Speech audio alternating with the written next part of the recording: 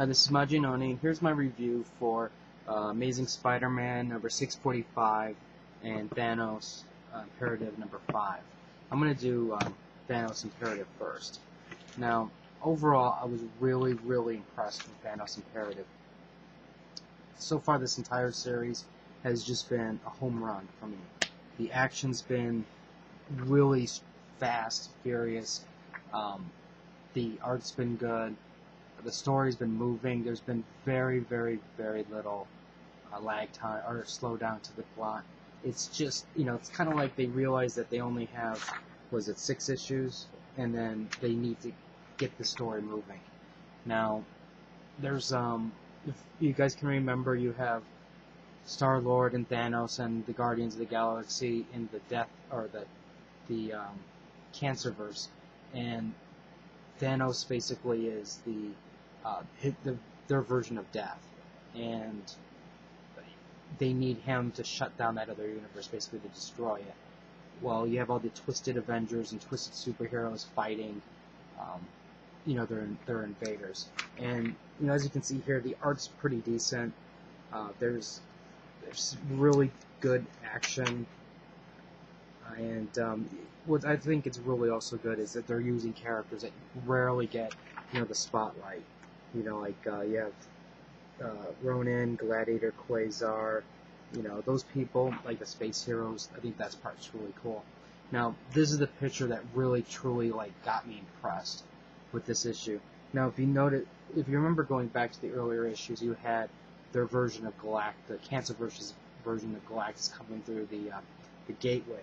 Well, now you get a true measure of size, because I don't know if you've noticed, but that's our version of Galactus right there, and that's their version of Galactus. Now, these people here, the Constructs and Galactus, they're barely able to keep this thing at bay, and Medusa is they're detecting that there's things that are bigger that are waiting to come through the gateway also. So it's basically a do-or-die type situation for the heroes. Now, I'm not going to tell you what happens at the very end, but what I will say is we're basically nearing the end game for the final battle. And when I saw that last page, I was like, oh my god, I cannot wait for the next issue to end it. I just want to see how it ends. Now, I realize that in most cases it's going to be really hard for people to find the 4 issues before this, considering most comic book stores will only have a 3-month wall. So already at this stage of the game, if you're thinking about buying this and you haven't started, just wait for the trade and get it that way. I can say this, you really don't need to know much about the space heroes to truly enjoy this book, and this is really enjoyable so far. This is definitely a home run for me. Next up is Amazing Spider-Man number 645.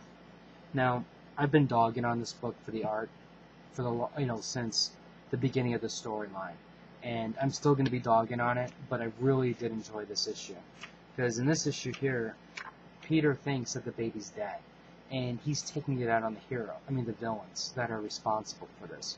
Now, granted, you don't have Peter, killing villains, he's basically capturing them, but it's been a really long time since I've seen, Spider-Man go on this, crusade where he's just taking them down. For an example, he took out, here's, the biggest one out of this group is you have El Diablo and the Spot. And then, later on, you'll see that he takes out, Electro. And Electro usually takes a lot of issues to take down, and he just boom, down. Without even a second thought type thing. Now, eventually he learns that the baby's alive, and then basically the next issue is going to be him finding the baby. And the one thing that I will say is when I got to the last page, when I saw who has the baby, it doesn't make sense. To me, it did not. I don't see how that's going to work. I really need to see that next issue to find out motivations and reasonings and things like that. Because without that, that's the one thing I think that can ruin the book, or at least the storyline so far. But overall, I mean, despite the fact I really don't like the art, I don't think this suits Spider-Man. I think this is better suited for another type of comic. But overall, this issue was like just awesome. I really, really enjoyed it.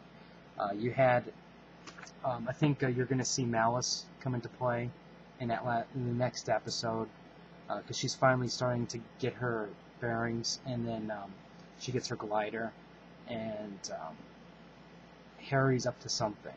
I don't know if you saw that. If you reverse the video, you'll probably see what Harry's up to. So I think this is going to make Harry do something he's probably going to regret. And I'm just hoping that everything works out so it's good. I mean, I really want Spider-Man to be good again. Spider-Man's been just sucking in terms of editorial decisions. And, if you take your magical scissors and cut out those storylines and pretend they never existed, then, it kind of eases the pain a little bit. But I really do think that this really needs to do well. Because if it doesn't do well, then it's just another in a long line of disappointment and fail. If you have any comments or questions, just let me know. Subscribe to the channel. Rate the video up or down. Let me know what you guys think. What you guys think of Spider-Man and Thanos. And I'm kind of curious to know I know that a lot of people hate Spider-Man with a passion now. But I'm wondering if those people are willing to overlook what happened to give it another try. And, just pretend in the back of your mind that all the continuity problems never happened.